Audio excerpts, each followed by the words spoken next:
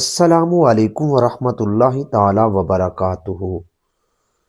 میرے تمام سننے والے دوست احباب، میں آپ لوگوں کو ایک سٹوری سنانے لگا ہوں کہ حضرت آدم علیہ السلام سے پہلے کیا تھا اور پھر اللہ رب العزت نے دنیا کائنات کا نظام کیسے چلایا۔ امید ہے کہ میرے تمام دوست احباب میری اس سٹوری کو پورے دل و جان کے ساتھ سنیں گے اور اس پر عمل بھی کریں گے۔ یاد رہے کہ یہ سٹوری جو میں سنانے لگا ہوں یہ صرف اور صرف قرآن و حدیث کے مطابق ہوگی۔ حضرت آدم علیہ السلام سے پہلے کیا تھا؟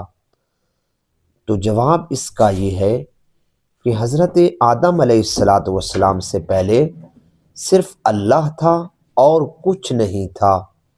سب سے پہلی بنیادی حقیقت بات یہی ہے کہ اللہ کے سوا کچھ نہیں تھا۔ نبی پاک صلی اللہ علیہ وآلہ وسلم نے فرمایا، اللہ تھا اور اس کے سوا کوئی چیز نہ تھی۔ یہ بخاری شریف کی حدیث ہے۔ نہ زمین، نہ آسمان، نہ وقت، نہ مخلوق، اللہ ازلی ہے، یعنی ہمیشہ سے ہے۔ سب سے پہلے اللہ نے کیا پیدا کیا؟ تو جواب، اللہ نے سب سے پہلے پانی اور عرش کو پیدا کیا۔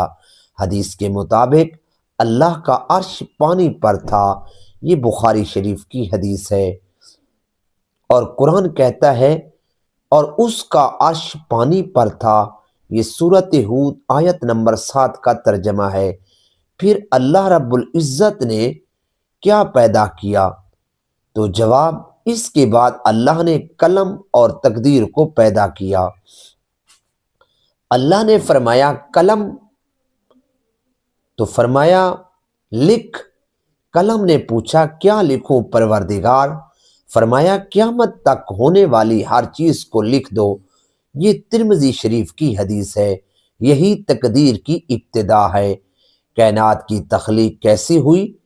تو جواب اس کا یہ ہے کہ آسمان اور زمین کی تخلیق قرآن کے مطابق آسمان اور زمین پہلے آپس میں جڑے ہوئے تھے، پھر ہم نے انہیں جدا کیا۔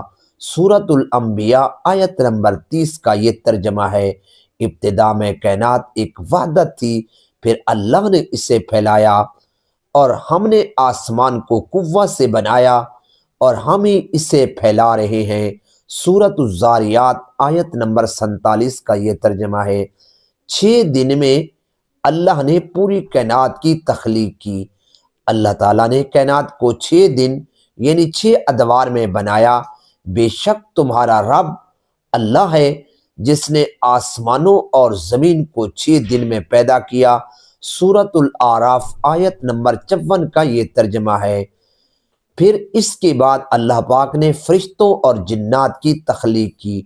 فرشتے اور جنات کیسے بنے؟ تو جی سنیے، فرشتے نور سے پیدا ہوئے، اللہ کے حکم کے پابند ہیں۔ فرشتے نور سے پیدا کیے گئے، یہ صحیح مسلم شریف کی حدیث ہے۔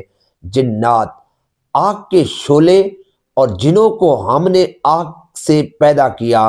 سورۃ الحجر آیت نمبر 27 کا ترجمہ ہے۔ ابلیس جن تھا، فرشتہ نہیں تھا۔ حضرت آدم علیہ السلام کی تخلیق کب ہوئی؟ تو انشاءاللہ اگلی ویڈیو میں آپ لوگوں کو حضرت آدم علیہ السلام کی تخلیق کے متعلق بتاؤں گا۔ امید کرتا ہوں کہ یہ میری ویڈیو آپ کو پسند آئی ہوگی۔ اگلی ویڈیو بھی آپ انتظار کے ساتھ رہیے، ضرور سنیے اور عمل کیجیے۔ اللہ مجھے اور آپ کو اور تمام میرے دوست احباب اور میری بہنوں کو عمل کرنے کی توفیق عطا فرمائی۔ اپنے بھائیوں کو دعاؤں میں یاد رکھیے۔ میرے چینل کو سبسکرائب، فالو اور شیئر ضرور کیجیے۔ اللہ نگہبان۔